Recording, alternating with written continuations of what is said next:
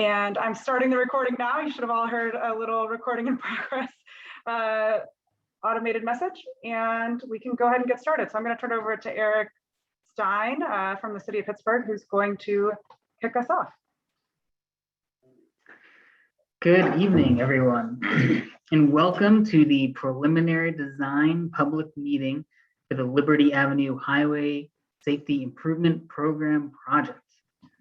Really appreciate you all taking the time out of your busy schedule to meet with us this evening. We're really excited to show you what we've been working on and what we're looking forward to. So this is our schedule for tonight. We will have time for questions at the end. Go to the next slide. But feel free to type them into the chat and we will keep track of them. You can also write them down, that works too. And as Kristen said, this meeting will be recorded and afterwards it will be posted on DOMI's website, on the project website. And you could as the first slide said, if you can keep your cameras off, keep muted, that'd be great. My name is Eric Stein. I am a project manager at the Traffic Bureau at the Department of Mobility and Infrastructure at the City of Pittsburgh. And I'm your project manager here. We also have on the line from DOMI, Nick Ross, who is municipal traffic engineer with the city. We're also joined by our design consultants at WSP and Tool, that's Kristen Saunders at Tool, and John Nicholson at WSP. So a little project background. This project is 90% federally funded through the Highway Safety Improvement Program. It's what we call HSIP. The purpose of this program is to achieve a significant reduction in traffic fatalities and serious injuries on all public roads. The HSIP requires a data-driven strategic approach to improving highway safety in all public roads with a safety on focus and performance. Due to the exceptionally high crash rates on Liberty Avenue, the city of Pittsburgh was awarded a grant for this project. So this section of Liberty Avenue in the Strip has been discussed in numerous planning efforts to date. In 2013, the Transportation and Land Use Plan specifically recommends a road diet for Liberty Avenue. The Pedestrian Safety Action Plan, published in 2020, says Liberty is identified as a network need corridor, placing it in the category of high volume, high speed streets that may lack sufficient infrastructure for pedestrians to navigate safely. This corridor is also featured in the Strip District Mobility Plan. So as you all know, with 4 longitudinal roads running along the Strip, they really have to work as a system. So this mobility plan calls out Liberty Avenue as a vehicular and transit throughway. So also this plan says that at the tail end of our corridor, at around 32nd Street to Heron, so just a couple blocks, it calls out Liberty Avenue as a bike connection from the Strip District to Lawrenceville, to those existing facilities that are on Liberty Avenue. So Liberty Avenue project, now zooming into the specific scope, runs from 11th Street to Heron Avenue. So these nearly 2 miles of roadway have existing 8 traffic signals. And despite the 25-mile-per-hour speed limit, the median speed is about 39 miles per hour. As I mentioned earlier, Liberty Avenue is important to the transit network. With 6 bus routes currently using Liberty Avenue, there are 10 outbounds and 13 inbound bus stops. Extensive coordination with the Port Authority has taken place and will continue. And Nick will touch on a few of those outcomes later on in the presentation. So while there are currently numerous bus stops along Liberty Avenue, it's important to note that they are very lightly used. So the bus stops have an average of, it's a total of average about 63 on and off boards during a given weekday. So it's kind of each bus stop will have about 63 people getting off, people getting on a given weekday.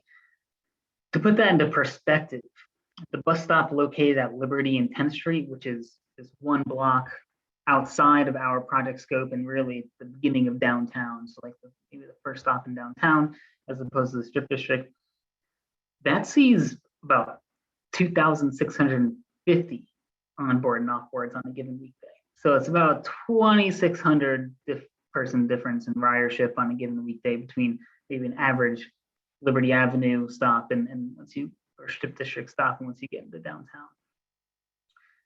So the existing roadway on Liberty Avenue is 38 feet. So if you divide that by 4, I think you all know we have 4 existing lanes. Divide that by 4. These existing lanes are 9.5 feet wide, which is not up to standards. Also, as you can see on the picture on the left, the signal infrastructure is quite outdated, and the ADA accessibility here is not up to code. Traffic volumes were collected on Liberty Avenue in 2020 and a little beforehand. So the volumes that were collected in 2020, we developed WSP developed a very rigorous COVID factor that they used to apply to these volumes to basically normalize them. As you all saw, driving was down significantly during the pandemic. So what we did was we used a few different methods to create a COVID factor to bring what data we collected up to a normal, what we would see in a normal ridership. So through all that work, we developed an average daily traffic of 21,789. This graph is specifically useful. These 2 graphs are specifically useful. So as you can see, the outbound direction on both of them is always higher. So typically on a road that goes in and out of downtown, you would see higher volumes in the morning on the inbound side, and then higher volumes in the outbound side in the afternoon, kind of coincide with rush hour. So here we do not see that, probably because it's part of the system, because Penn Avenue is one way. We always see higher volumes in the outbound direction. These volumes are then used by WSP to develop a very comprehensive traffic impact study that has a corridor-wide traffic model that Nick will dive into a little bit later in the presentation. So this next slide is really where we get into the crux of this project. So these 2 graphs show crash history for 3 years, from 2017 to 2019. And the graph on the right it's kind of in table form, and on the left it's a heat map. We call it heat map. So where there's more red, there are more crashes. So we have about 30 incidents a year on Liberty Avenue. This is the highest crash rate for a corridor in the city, and it's double the state average for a road of this type. And it's also important to note that, and you'll see here, a lot of these, the vast majority of these crashes happen at intersections. So this next slide shows similar data, but it's really focusing on bicycles and pedestrians. So this is more of size of the circle is how it displays accidents. We did have one fatality at 22nd Street, and the concentration of accidents occurred at the 29th and Liberty. So now I'm going to pass it off to Nick to discuss the design alternatives. Thank you very much, Eric. And thank you everybody for joining us tonight. My name is Nick Ross. I'm the Chief Traffic Engineer for the Department of Mobility and Infrastructure. I also have a bit of a unique place on the team, as I was part of the consultant team that developed the initial 2013 Strip District Land Use and Transportation Plan, and served on the traffic side, developing the initial model that proposed this very idea that eventually secured the grant and has led us to where we are now. I wanted to start with a little bit of context behind our design process for this project. Hopefully that helps folks understand a little bit better some of the alternatives that we are proposing. Context for this Liberty Avenue HSIP project really starts with an understanding and appreciation for the numerous amount of design deficiencies that we currently experience within the corridor, primarily related to lane width. Put in layman's terms, if we were going to rebuild Liberty Avenue within the same space that we have today, we would never be allowed, let alone want, to design the same street that you travel day in and day out. We also, at the same time, however, understand that anytime you take on significant changes to a constrained corridor, so a street with not a lot of room to move around, there's going to require trade-offs. These trade-offs are always, we always have to balance these trade-offs on projects, but we want to make sure everybody understands that the critical safety need that is born out of the deficient design that was already used in place right now, and our explicit interest and need to address those deficiencies.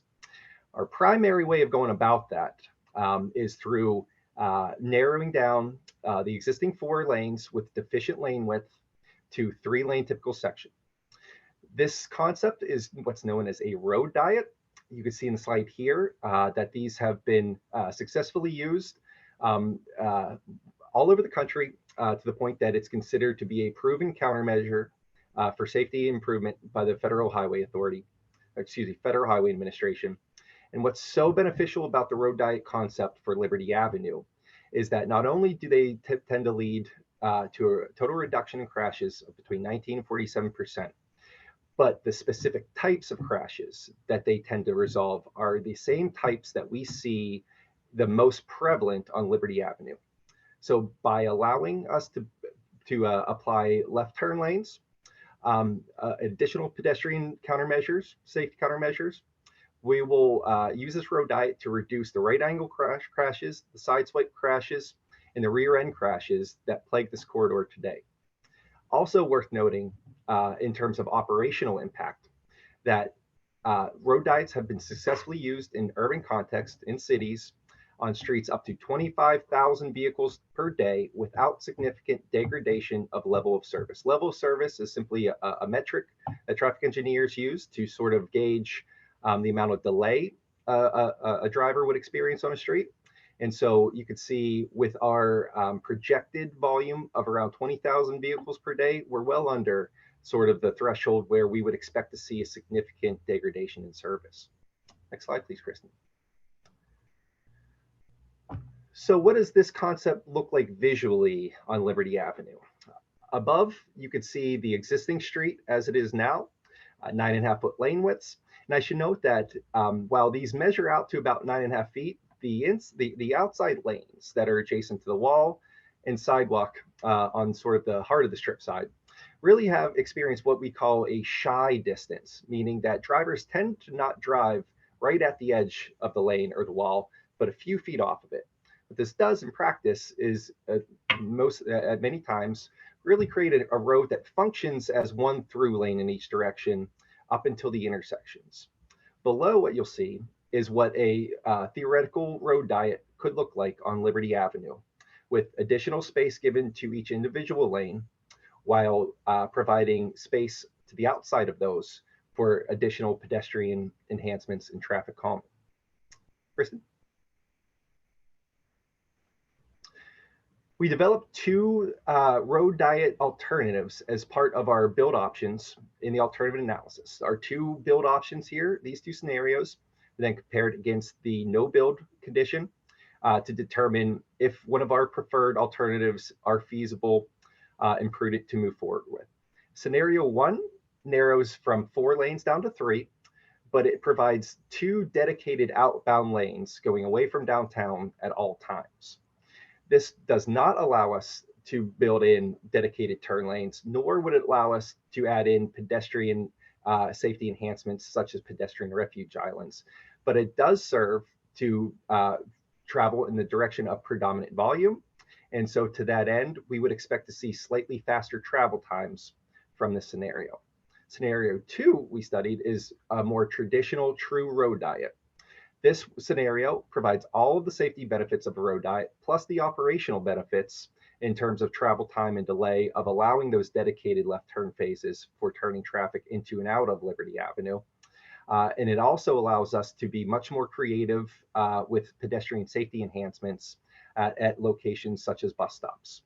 The cons to this alternative are, we do acknowledge would be some anticipated additional delay in the future year. However, we will follow this slide with a discussion of the traffic study to discuss that further. Eric mentioned the traffic study earlier in the presentation. We did take on an extensive detailed traffic study early in the alternative analysis for this project. Anytime the city of Pittsburgh takes on a project where we are significantly changing a street, reallocating lanes, we always perform traffic studies. This one, though, was above and beyond what we would typically do for a project, speaking to the critical need to understand really all that's going on here. So the goal with any traffic study, and particularly this one, is to evaluate the performance of some proposed changes to a street over time in order to understand the impacts that might come from that change. Those impacts then help us to mitigate whatever is being caused in order to reach a solution that speaks to those trade-offs that we discussed earlier. The challenge of this traffic study in particular is in predicting future conditions at a time of extreme uncertainty. So you would not be incorrect as a layman to assume that a traffic study is ultimately a strong educated guess. It's the type of thing that the results are only as good as the inputs. And the inputs in this case require us to be able to project the types of traffic volume and use of time way out into the future. Our design year in this project is 2035. So speaking to trying to take this project on in the middle of a global pandemic that has significantly altered the amount we drive, where we drive, and when we drive, you can appreciate that we have very, very, very little certainty about what our street is going to look like 1 year from now, let alone 25. To that end, our solution for this traffic study was to sort of turn it into a stress test. You might be familiar with those in a medical sense, and the idea is essentially, to push your body to the limit to see how far, you can go, and in that sense, determine what sort of health impacts and improvements you can have there. So our traffic study sort of stress tested this corridor. We did that by essentially assuming worst case scenarios down the line. This included the COVID factor Eric talked about. By the way, the 21,000 ADT that we are projecting out is significantly higher than the last two individual traffic counts that PennDOT took on this corridor, which were both between 12 and 18,000. So we're already being conservative in our traffic volume estimates. We then escalated that traffic volume 20 years out by assuming future development in the Strip District that we see ongoing, so incorporating the additional trips that would come from that. And then we also have made sure to include a maximum number of bus blockages. So when we narrow a transit corridor down to one through lane in each direction, we do understand that there will be some impacts from transit and to transit. We model all of those impacts into our model to determine how much impact that would have. The outcome of our traffic study has left us with a few truths that we know are going to hold into the future. One is that a 2-lane Liberty Avenue, as in 1 through lane in each direction, has plenty of capacity to handle future volume. Just the anticipated potential delay that might come from this road diet would exclusively be at intersection locations if one were to be stuck and catch that red light. This, for context, this is far different than trying to eliminate a lane on a major highway like the Parkway West or Route 28. Those roads have anywhere from 3 to 5 times the number of vehicles as Liberty Avenue. And many streets operate, 2-lane streets operate at with sufficient level of service with these volumes. Additionally, there do exist higher level roadways in Bigelow Boulevard and Route 28 to the east and west of the Liberty Avenue corridor that are better suited to handle longer trips. We also understand from our origin destination study that upwards of about 20% of the traffic that was previously using Liberty Avenue as sort of a cut-through route through the strip would be or could be better off using any of those alternate routes. Finally, we understand that diversions of traffic are already occurring onto other streets in the strip, such as Smallman and Penn Avenue. This is evidenced by the fact that we do not have balanced volumes in each direction on Liberty. In the direction of imbalance, so the direction of less volume is also in the direction of the 2-lane one-way Penn Avenue. We would assume through our traffic study that those 2 alternate routes are more or less at capacity at this point, and so we have little additional concern or prediction of additional diversions off of that route onto our local streets, which is really the key. And so, and finally, the delay that we may experience is really only projected to occur in the future year, so 2035, based on a significant increase in traffic volume. That delay would be felt across all alternatives, including the no-build. The additional delay of our preferred alternative, which is the true road diet with 1 lane and one out, versus our other build alternative, exclusively comes at 2 intersections. So the primary additional delay between the 2 build alternatives really is only focused at 2 locations. We're going to be working through final design to improve those impacts. However, it should be noted that if one were simply coming to or from Liberty Avenue, there's little chance you would actually experience that overall delay that could result if you're traveling the full 2-mile corridor. So with that, we'll get back into a little bit of the design elements of our proposed project here. This is just a refresher of the Liberty Avenue street segments. That will get into the next slide, which is a cross-sectional view of what our preferred alternative would look like. So this one would be from 11th to 25th Streets. Note that we're really considering this to begin in and around that 16th Street intersection. We don't see much safety issue or crash history before that. So it's quite possible that some portion of this 11th, 25th stretch would remain the same towards the beginning of it. However, you can see on the right here how we would allocate the space between the 3 new lanes. 11-foot lanes for each through lane with a 10-foot left turn lane in the middle. You can also see how that leaves us a bit of room on either side. This, for one, is a pedestrian enhancement because no longer will you have a vehicle, especially in the rain, traveling right adjacent to the curb. Additionally, this space will allow us to increase sidewalk width at intersection locations in priority bus stops in order to improve the pedestrian experience and also act as a traffic calming device. In locations throughout the corridor that don't require left turn lanes, that median lane will be used then for additional traffic calming and safety, traffic calming, safety enhancements, and aesthetic uses such as potential for planters or something to that nature. Moving on to the 25th to 32nd Street corridor, we see that the street itself will look very much the same. However, our sidewalks on the both east side and west side, or north or south side of the street, both widen and then add to the one side. So we do have additional pedestrian facilities in this stretch that lead us into the final short stretch from 32nd to Heron. Here we do see the actual street itself, curb to curb, widen significantly from 38 feet up to 49 feet. We intend to use that space to provide a short stretch of bike lanes that would simply connect the existing lanes on Liberty Avenue down to proposed lanes, either on Penn Avenue or Smallman Street. Right now, that the Strip District Bikeway project has Smallman Street identified as the preferred alternative. And so these lanes would simply connect into that system that will be discussed at a future date. Moving on to some of the other benefits of the project, we will be completely renovating the entire signal system along this corridor. The map provided here shows all the signals that are in the project and the intended use of them. This is going to result in 6 signals that are fully replaced, 3 signals along Penn Avenue, and then 1 at Heron that will receive timing upgrades in order to better facilitate our proposed designs. 1 signal will be a signal type change, and then we will have 1 new additional signal as part of this project.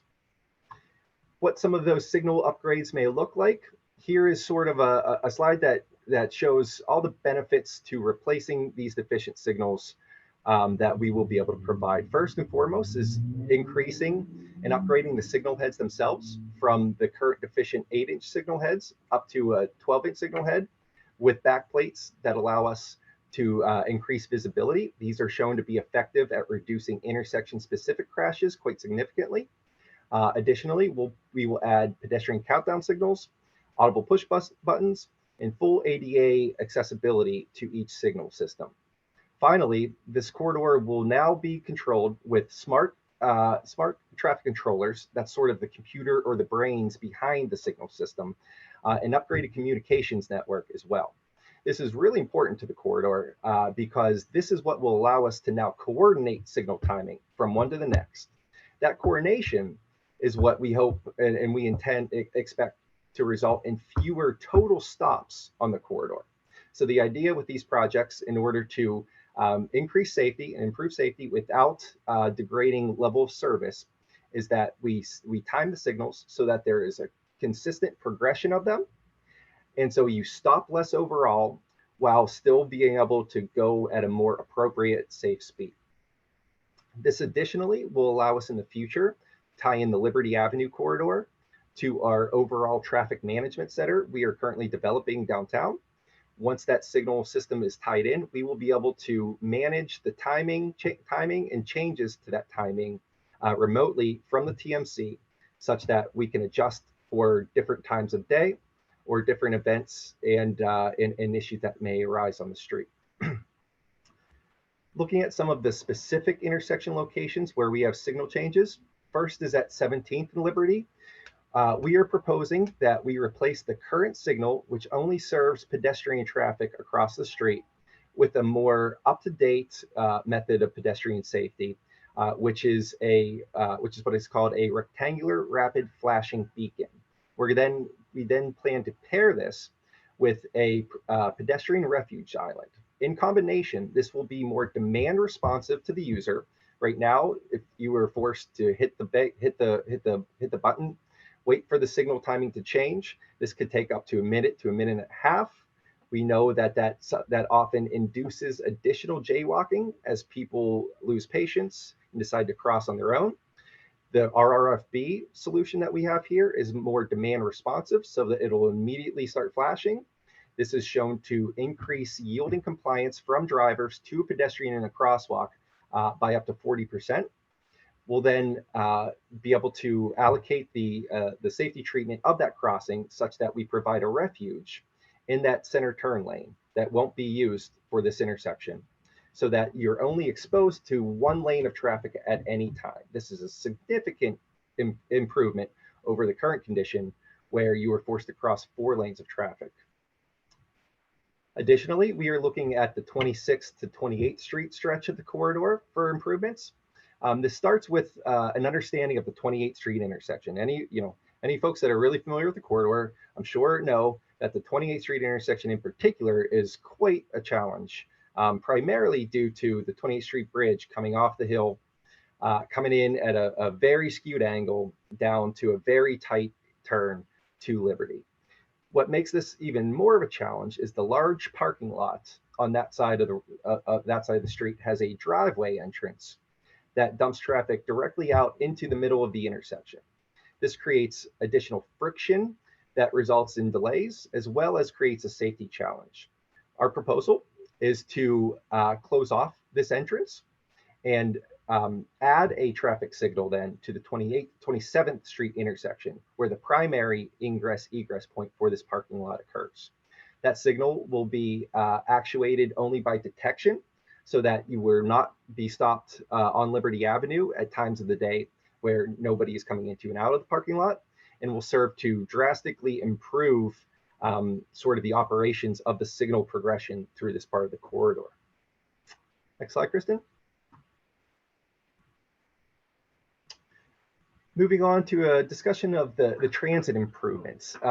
So first and foremost, speaking to a bit that Eric talked about previously, in coordination with the Port Authority, we do propose to consolidate 3 bus stops, one at 26th, one at 28th, and one at 30th, into adjacent stops that have higher ridership, and which will allow us to greatly improve those stop locations for transit amenities and experience. Those improvements will include bump outs that expand the sidewalk space from 5 to 7 feet to upwards of 10 feet. That will allow us to place bus shelters and additional amenities that we'll discuss further on. Speaking to another issue that we see on road diet projects on transit routes. Road diet projects on transit corridors must consider the impact of those transit vehicles in an alignment that will now have them stopping in the lane. Some solutions that we've proposed to date, and we're further investigating final design for Liberty Avenue, include first and foremost that modeling of the worst case scenario in the traffic study that we talked about earlier. That allowed us to kind of stress test, if you remember that phrase, how much impact these buses would actually have to delay. As part of that modeling, we assumed every single bus on every single trip into town would stop at every single stop that they're allowed to.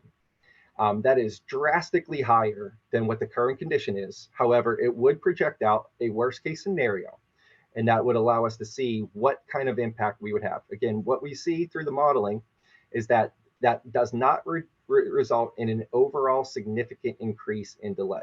However, we still do understand that this is at best an inconvenience, and at worst something that could cause significant problems to traffic operations. So what we're proposing to resolve some of these issues, first start is that bus stop consolidation. More appropriate spacing of the bus stops will also result in less overall stops from buses. Additionally, we're investigating where we can design in safe passing zones, locations where that median turn lane is not needed for either turning itself or pedestrian safety enhancements. That would allow folks a safe way to pass a bus that is stopped. Finally, we're evaluating what is called green extensions to the signal system. This is simply a way that the new signals will be able to talk to our buses and be able to extend the green phase on Liberty Avenue if they see a bus stopping or picking up people. What this does as an improvement to traffic operations is allow that intersection to clear within the same phase of green. This means that not only the bus, but also several cars behind it would be able to progress through the intersection without having to wait for that red light that would typically be coming. We have evaluated extensively an extensive amount of additional solutions to this corridor that are listed to the right there. Standard bus pullouts are commonly used on road diet projects. However, we are so constrained here on Liberty that there's simply not enough space to provide that room for the bus to pull off out of traffic.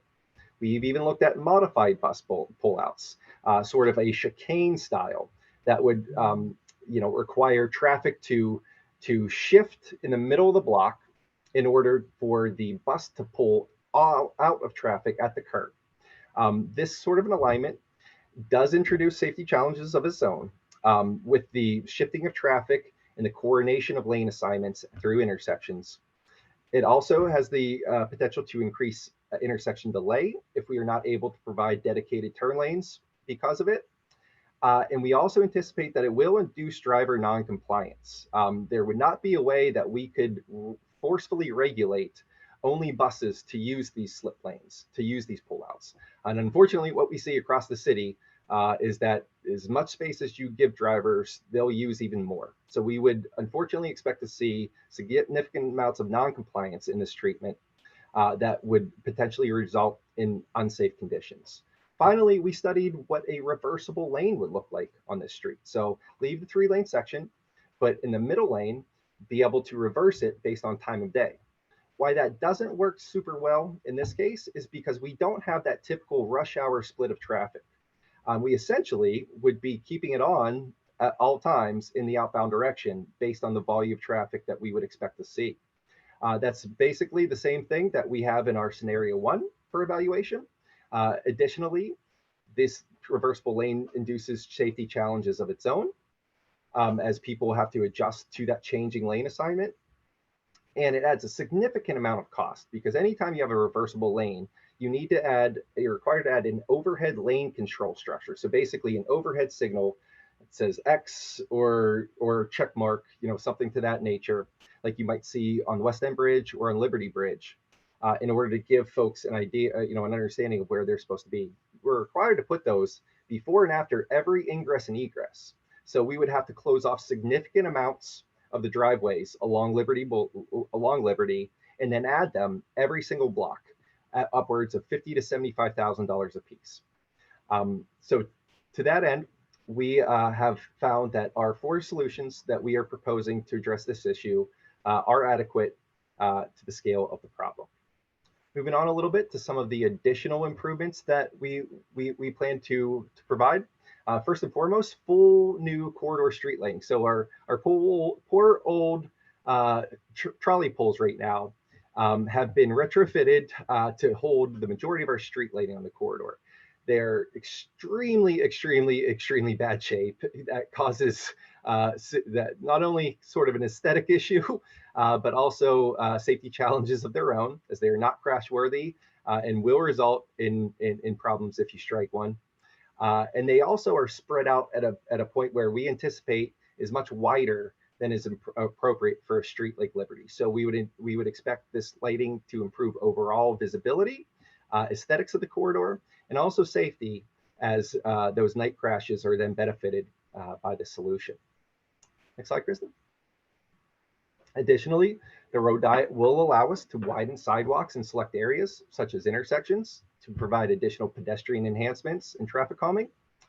As the slide notes here, that likely allows us to shorten that overall crossing distance from about 40 feet all the way down to 32 feet.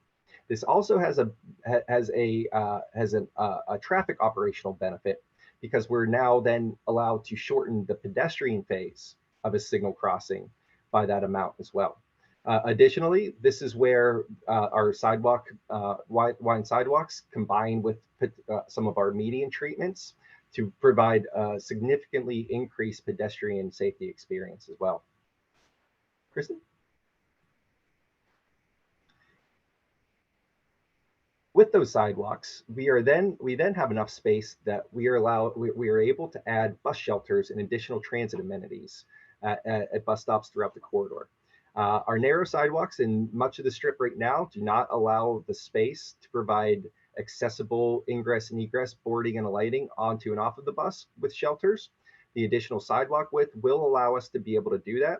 We'll also improve the bus stop upgrade areas so that the bump outs are not just a small 10 to 20 foot length, but the length of the bus that really fits the Port Authority's updated design standards for these bus stop upgrades. Finally, this last slide kind of illustrates what those crossing and island enhancements can provide for the pedestrian. You can see the drastic difference in exposed area a walker is crossing the street from one side to the other. And finally, Some next steps.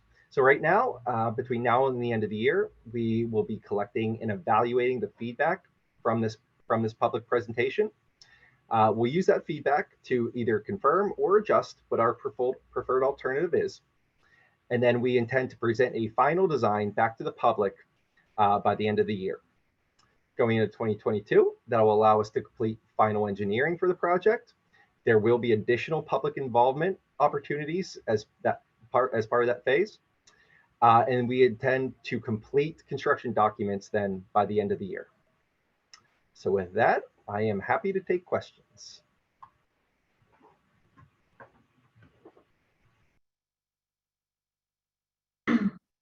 Hey, Nick, do you and Eric want to go ahead and turn on your mics? Show your faces so everyone can see you again. I have some questions from the chat that we've built up, and then we can also kind of unmute people to go through their questions as well, if that sounds good to you guys. Mm-hmm. All right.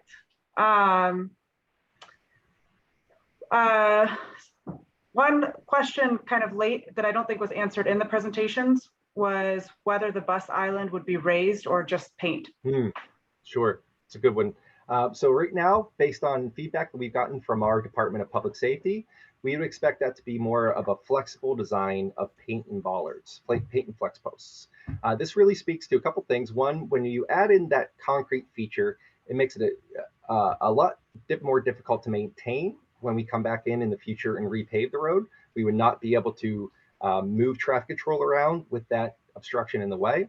And it also will restrict emergency service access to the street at those intersection locations. So we would expect those to be more in that paint and bollard style. However, we feel that this is an actual overall improvement to both safety and operations. Okay. And if you guys have additional questions, feel free to put it in the chat. We'll get through a few of these, and then I can unmute people if they'd like to ask themselves. Either way. One discussion in the chat was just maybe to explain an RFB a little bit more. How does it make 17th Street safer? Are cars required to stop or yield for an RFB? Just kind of like, how does that work a little bit? Sure. So cars are only required to yield for an RFB. However, as I mentioned, we see experientially that when signals are operated in this kind of manner, it often induces an increase in jaywalking as walkers are forced to wait for that light to turn. The RRFB will be responsive. As soon as you hit the button, it'll flash up, providing that warning to drivers that then will allow you the space to cross one lane to the pedestrian refuge island, and then the additional lane over to the bus stop.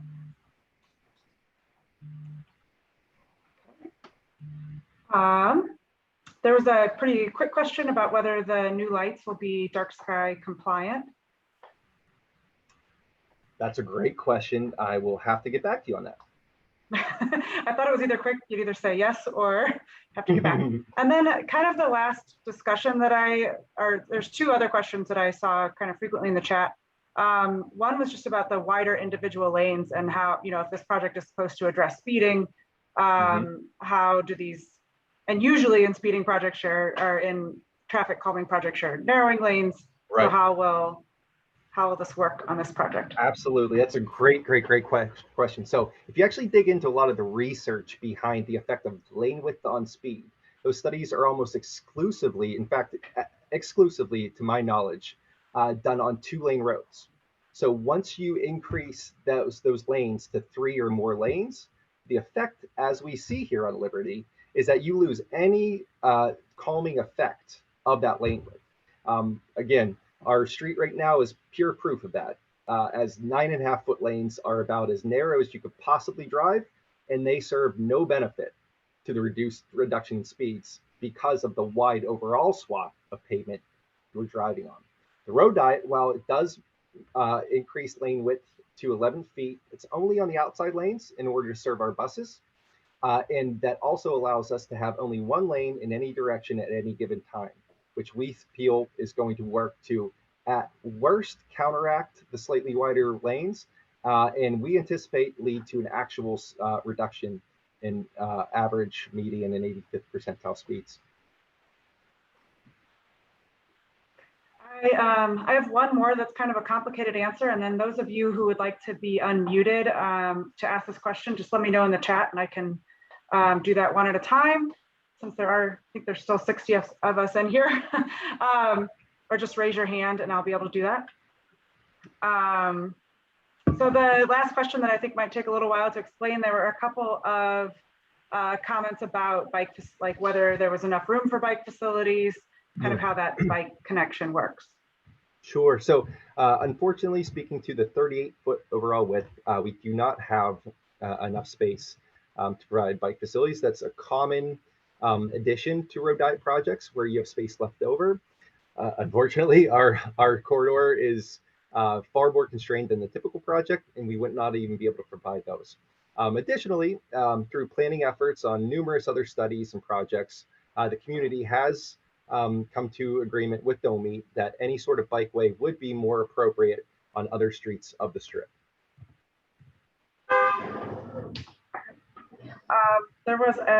I haven't seen anyone say that they would like to ask their own question. Oh, I see some raised hands. Okay, I might have to figure out how this works real quick. 1 second. There was a question about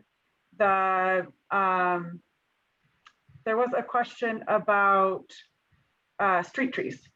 And then I'm going to go to Patrick next, who has his hand raised. Whether street trees could be incorporated. That's certainly something that we can look into in final design. I would not anticipate having enough room to add street trees on the sidewalk areas. We simply, again, they just don't have quite enough room. There is certainly potential, though, that we could do some sort of planter or some sort of vegetation within the median areas as sort of a traffic calming and aesthetic improvement. All right, I'm going to start with Patrick. I'll do my best to do this in order. Patrick, you should be able to unmute yourself now. Thanks. Okay, I did unmute myself. Not sure. Okay, there's the video. Okay. Sorry for the black face. There's a light behind me. There's a window behind me. So I love scenario 2's idea. Not quite sold on the yield for the crosswalk, but I feel like somebody that knows more than me is going to be in charge of figuring that out, and it probably won't be so bad. But I think it's important to note we have a lot of projects going on right now. We have a lot of roads that aren't being manned, that are just torn up. And maybe we did that for budgetary reasons because we needed to. But this seems like a pretty invasive thing. And are we just more so a comment than a question? I think it would be prudent to really focus on traffic in the fact that, like, for instance, the Allegheny West Bridge, I'm 47 years old, and that's been out for most of my life. I see roadways all over the place that have been under construction for years. What kind of assurances can we, the public, have that this won't be another Fifth and Forbes in front of Mercy Hospital type project that currently looks like a war zone? Sure, that's a great point, Patrick. So our anticipated maintenance and traffic plan for this project would exclusively be around the intersection location. So we would plan to keep a minimum of 1 lane open in each direction all throughout the project. This will look really more like a signal replacement more than a wide street reconstruction. We will be repaving the entire corridor as well, which will be a very nice improvement. We'll have to have some either overnight paving for that or some temporary detours. But we do not anticipate any sort of long-term detour or significant reduction in capacity.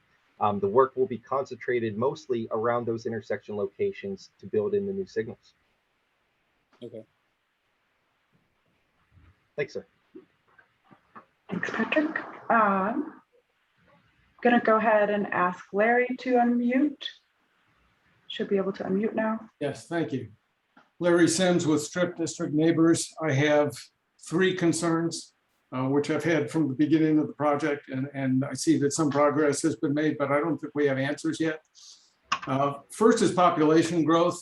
Chip Desmond raised the issue appropriately in the chat, but I want to add some numbers to that. We are currently sitting at 2,000 residents in the Strip. That's up by an order of magnitude in the last 10, 15 years. And significantly, we have 1,300 residential units planned, not between now and 2035, but in the next 5 years. So our population is going to double again by about 2026, from 2,000 to about 4,000 permanent residents. We currently have 9,000 office workers in the Strip, daily office workers. We have 1.5 million square feet under construction or planned. So we're going to see thousands more office workers daily in the Strip within the next 5, 6 years. I have concerns about the studies that are being done because that, I believe, is the highest rate of growth in all of Pittsburgh. And I don't think anybody at the agency is accustomed to those volumes, to those changes. The second concern is for the impact on what you guys have described as a system of longitudinal streets.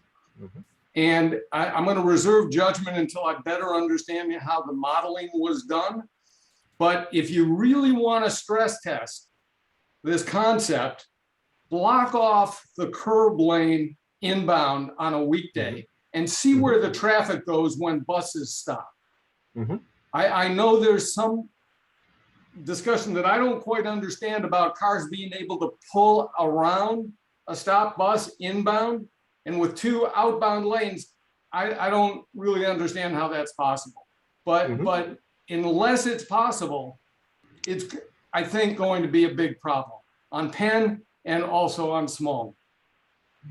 The third concern is for speeding. And I've talked to Nick and someone from Tool about this. We have an acknowledged speeding problem now with 9.5-foot lanes.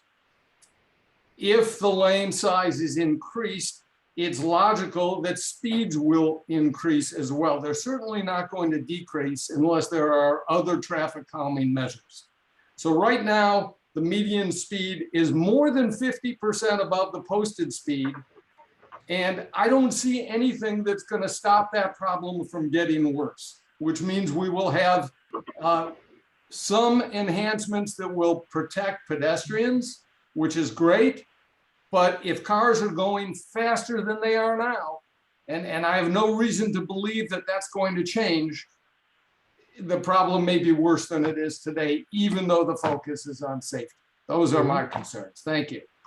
Thank you, sir. Good to hear from you again, Larry. So for one, I'm going to remind everybody about this trade-off conversation.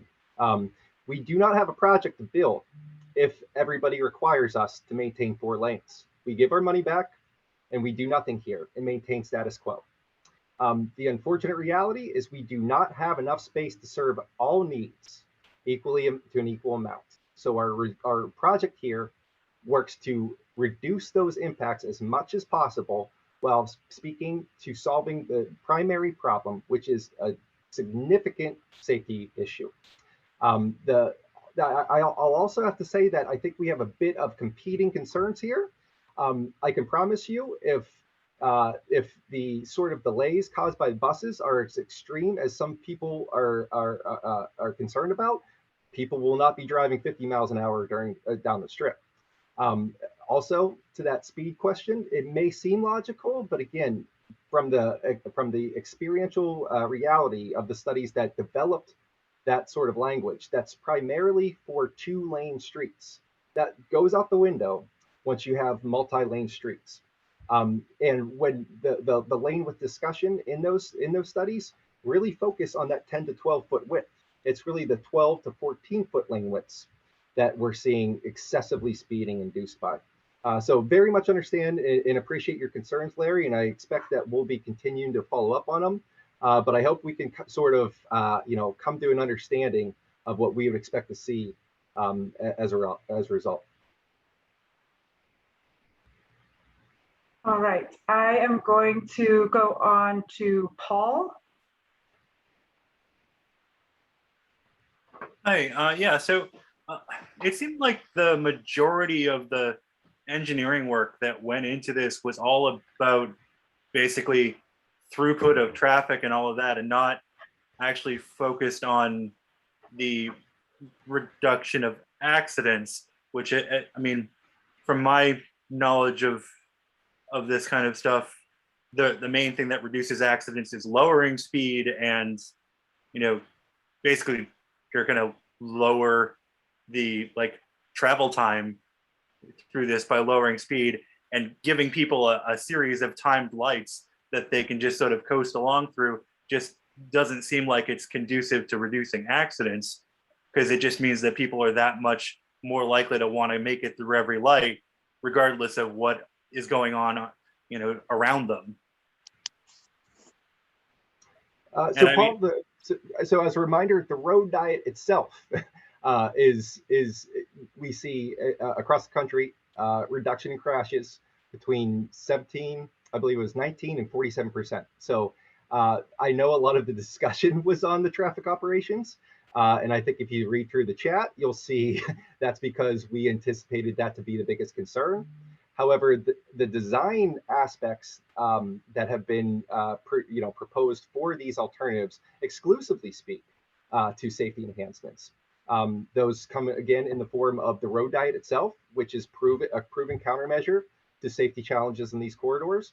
Additional safety, upgraded signal safety devices, which also are a proven countermeasure, and crossing enhancements, which are a third proven countermeasure. All of these solutions speak directly for a problem and solution that has been proven to work in other locations. As far as detail goes, please remember that this is just the preliminary engineering public meeting.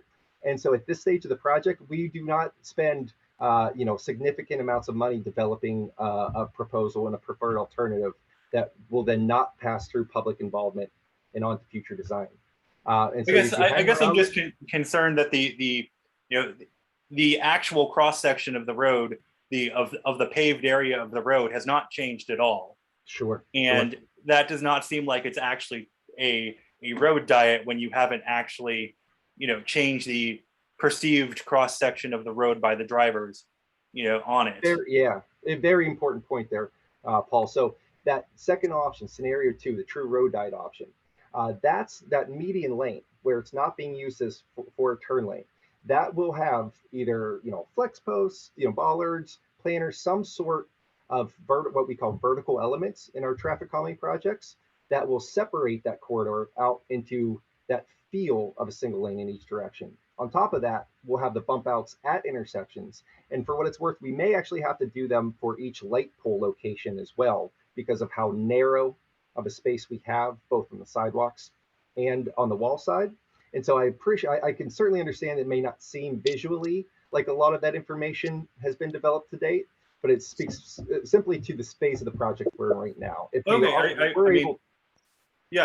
makes sense. I mean, to that end, then it might, to my mind, it might make sense to just, getting rid of turning lanes and making it just a full boulevard where it's just a green median all the way from one end to the other. That could have a lot of benefits for traffic calming and the strip as a whole. Absolutely, you're certainly correct there, Paul. However, that would have even additional impact to the operations, the flow. And for better or worse, depending on which side you're on, we are tasked as managers of the public rights of way to balance those impacts for all users. And so to that end, we would not necessarily be taking on the most aggressive type of calming when we have countermeasures in place that we would expect, as is shown elsewhere, to have significant improvements. I appreciate the idea, though, certainly. All right, Craig's the only one with his hand up at the moment. I'm going to unmute you. And just a reminder that if you want to ask a question, and we'd love you to do so, or if you want to go back to a specific slide, we can do that. We are here till 7:30. You certainly don't have to stay till 7:30, but we're available, and just raise your hand and I will get to you.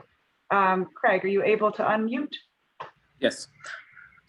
So am I understanding this correctly, that if you're on Liberty Avenue under the new design and you're behind a bus, you'll be behind that bus until either you know, you stay straight onto Grant, or the bus turns onto Liberty and you can go around them. Because I mean, following a bus in itself is traffic calming. So if you're not able to go around the bus, everyone's gonna be going at the bus speed, which is, you know, 20 seconds to stop, and then obviously they accelerate quite slow. That's correct, sir. Yep.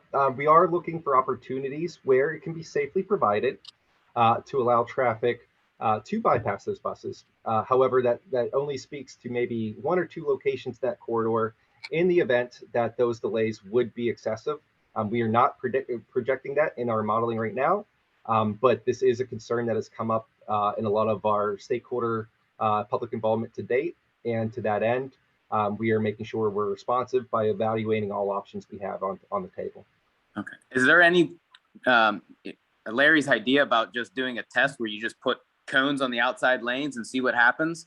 I mean, I think it would be like a nightmare for all the cars to follow buses and not be able to go around them. I mean, if you have an ADA person getting on or off, it takes a solid minute and a half. You know, I mean, so yeah, so for what we like to, how we like to kind of conceptualize this, Craig, is that that's the majority of your time on Liberty Avenue already. Once we get out of the strip, you're dealing with that already.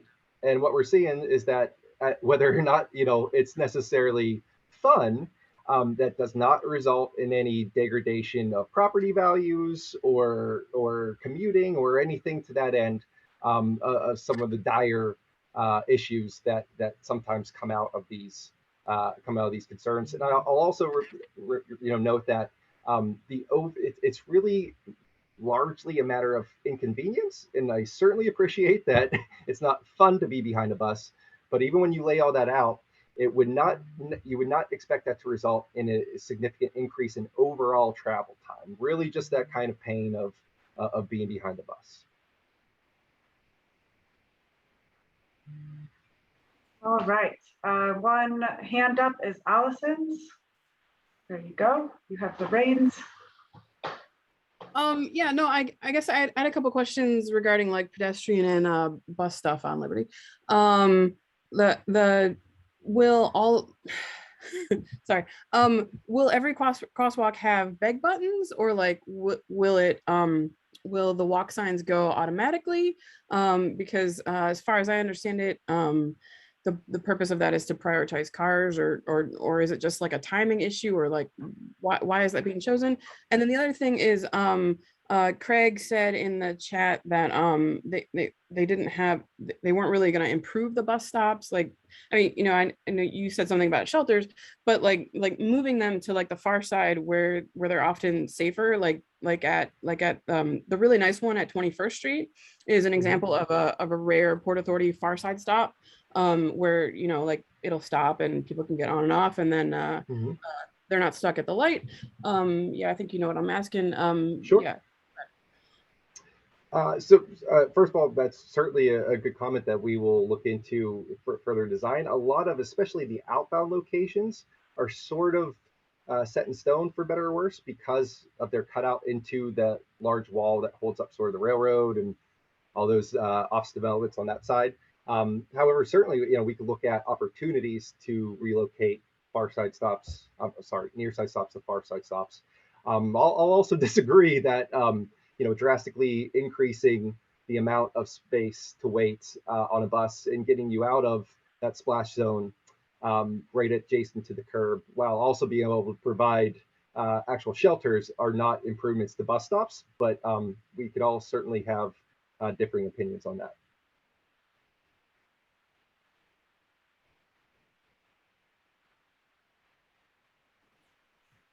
All right, Andrew Brown, you have a question?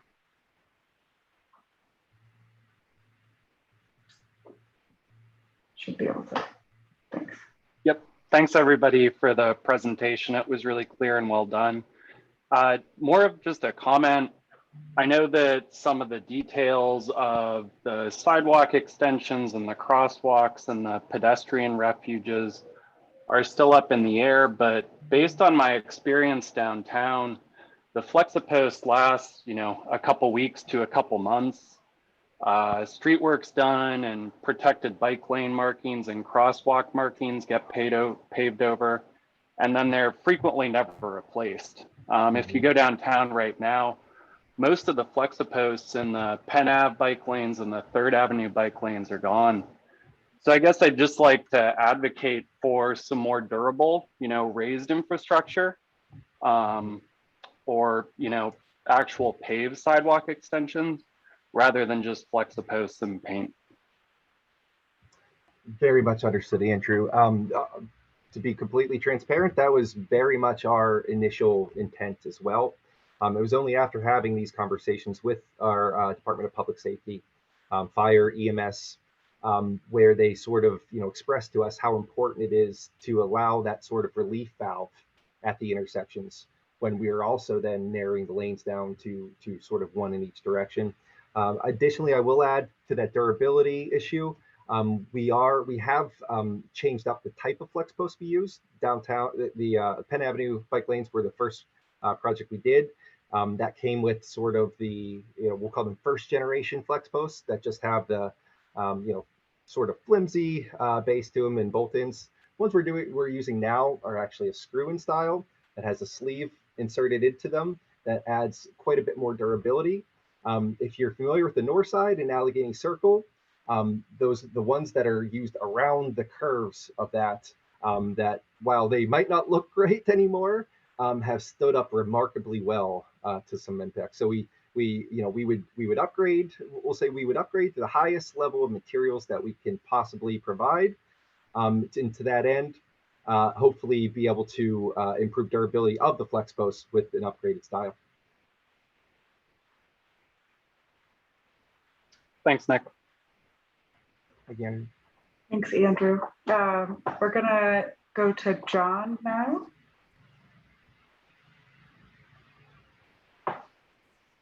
Hi all. Thanks so much for the presentation. It really looks great.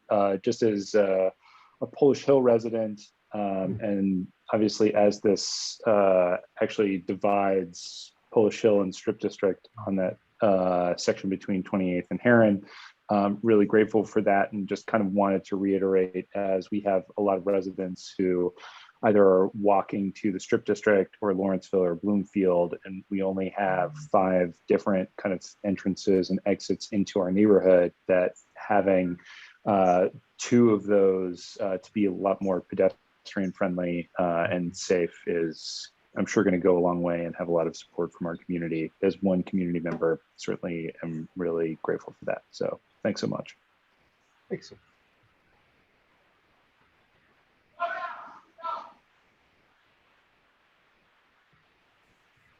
Thanks, everybody. I don't see any additional hands raised now. Now's the time to get the project team. While you're thinking of questions, I can just talk a little bit about next steps for feedback. We're recording this meeting.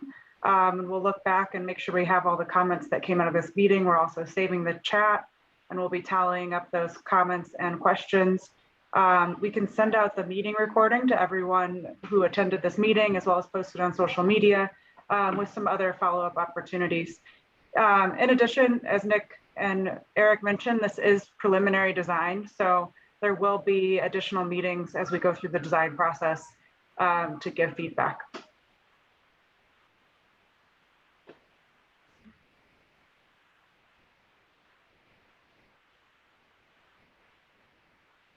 Are there any questions? I see Paul has a question. Are there any questions from someone? I just want to make sure we get everyone who, Paul, I believe you've asked a question in the past, so make sure we get everyone who hasn't asked a question yet. But I'll go ahead and unmute you, and please don't be shy.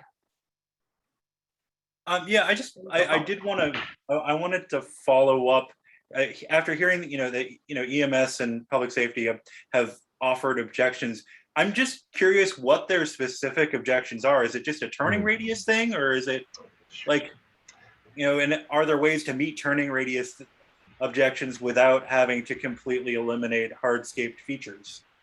Sure. So it is really the through movement through the intersection, Paul. So how they describe it, first of all, they're actually supportive of the overall plan. as an improvement to their operations. However, as they described it, if we have a hard, kind of a hard concrete median there, the concern is that drivers that might be queued up at that intersection would not have enough space to move around at that critical point where it's most constrained. I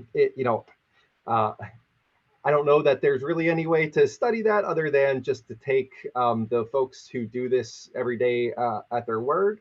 I could certainly understand the appreciation but that's sort of how it was explained to us. Well, it feels, given the intense research that has to go in justifying every other aspect of this decision-making process, that we can just take anecdotal evidence from some people saying, hey, we don't like this, as an objection to making things like better for everyone else. Like that it just seems like a weird double standard. I sympathize with that, Paul. I do. And I just feel like until they can provide a study that documents what they're saying, that it doesn't really stand up to the same level of scrutiny. Sure. We could certainly take that back to them. They might have, something to be able to point to. And certainly this is the type of thing that could be easily changed. I'll say that as well. If we try the flex and bollard style, and either we're not seeing that those kind of backups would really develop, or we have an opportunity to upgrade those, it's certainly something that we would be ready and willing to do in the future.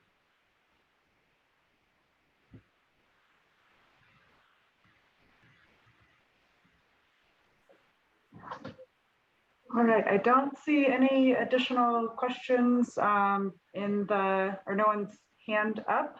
And David is asking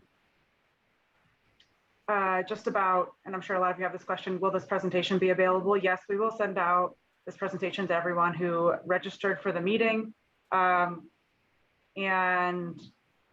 make sure you have this presentation as well as a link to the recording.